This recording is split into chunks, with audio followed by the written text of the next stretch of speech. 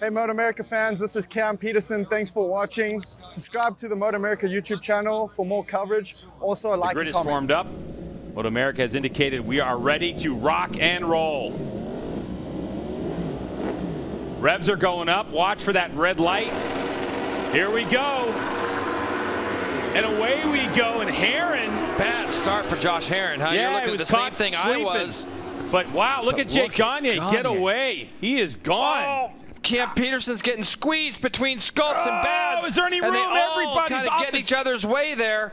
Wow, so nobody giving an inch, and now all of a sudden they are in the back, and look who finds himself in second place. Panera-bred Ducati, Kyle Wyman. Kyle Wyman jumps up into second against, and Herrin gets a huge break from a bad start to Baz and Peterson and Skultsy coming together in turn one. Baz was able to recover and get himself into fourth at least. Cam Peterson's coming from dead last. Unbelievable. He said he didn't want to let anybody push him around, and so I think that aggression just kind of held him in there, and it just went wrong. Not terribly wrong, but not great. No chance right now for those guys in the back to find their way to the front. But how about Kyle Wyman, Jason?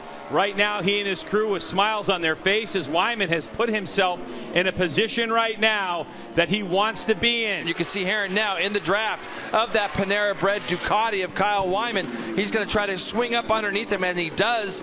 So Kyle goes back to third. Baz is fourth. And then we're going to look at Hector Barbera in fifth, with Bobby Fong coming from 12th to move himself up to sixth place. Doing that right there. Baz with a small mistake, allowing both Herrin and Wyman to pull away. Wyman is now having a look at Herrin as they go into turn 7 and will make that pass in second, third, fourth. But this is really good for Kyle right now, and you can see Baz has got himself a little bit closer to Herrin again. Herrin will duck out to the right-hand side of Wyman as they go down into turn 1, I'm sure. On the brakes into turn 1, it looks like Josh Herrin has position. He slows his fresh and lean attack performance Yamaha down, but Wyman switches it right back up and goes up the inside. So now, unfortunately for Herrin, he's going to lose 2 spots. And he's just in the back there, Greg. Loris Baz under braking. He's trying to find a spot. Oh, he's so tight. Is he going to hold on to it?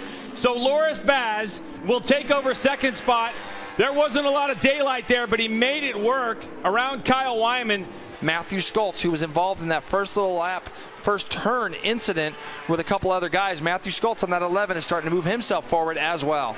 Yeah, we haven't had a chance to talk about Skults and what's going on with him, but back there on the West B Racing Yamaha R1. The battle for third now starts to heat up with Hector Barbera putting himself into fourth spot. He's going to try to chase down Josh Herrin. Bobby Fong has dropped off the back of these three ever so slightly, and he's in the grasp now of Matthew Skults. You'll see them come through right below on our bottom of our screen there. I almost wonder if Bobby Fong's got a problem. For him to drop back this quickly, this much on this lap, you can see Matthew Skults has now gone up underneath Bobby Fong as they come down the hill out of turn 10 there.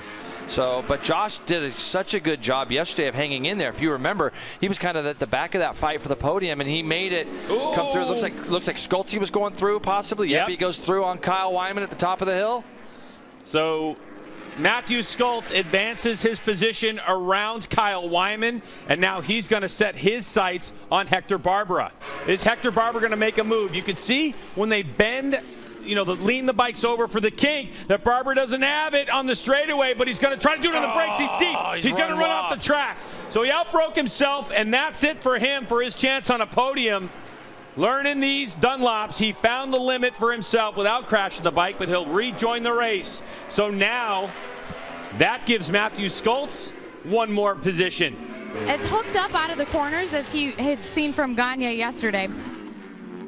Oh, Kyle's in deep now. Kyle's up underneath Skults, and what a tremendous pass. Now let's see if Skults, he's going to run back underneath him, but good for Kyle Wyman. Throws his shot in there. Skults had already made the commitment to not go up underneath Herrin, and Kyle Wyman was in there deep, tried to make the pass stick. Yeah, that didn't look like...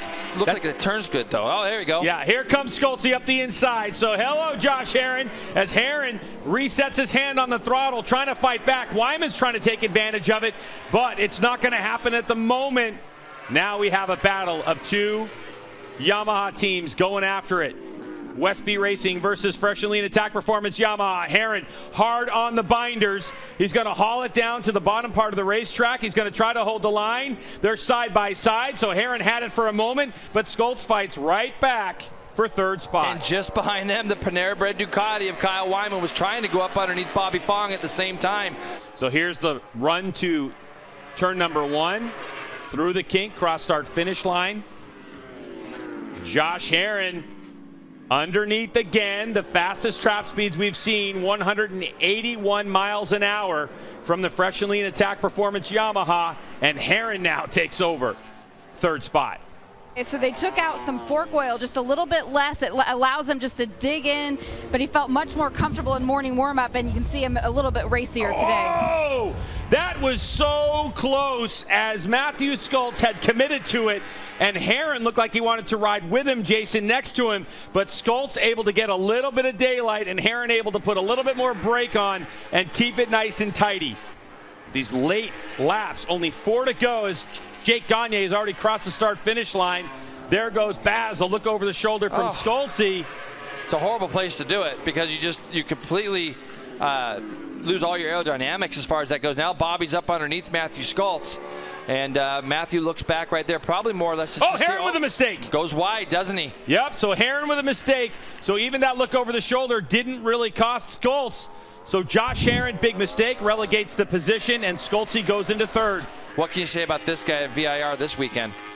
Jake Gagne on his way to the checkered flag for the second time. HONOS Superbike race number 2 at VIR, and he will take another victory.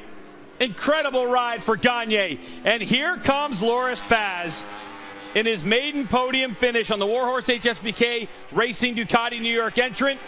He'll come across the line, and Baz will get second place to Scholz third, Herrin in fourth, Bobby Fong in fifth.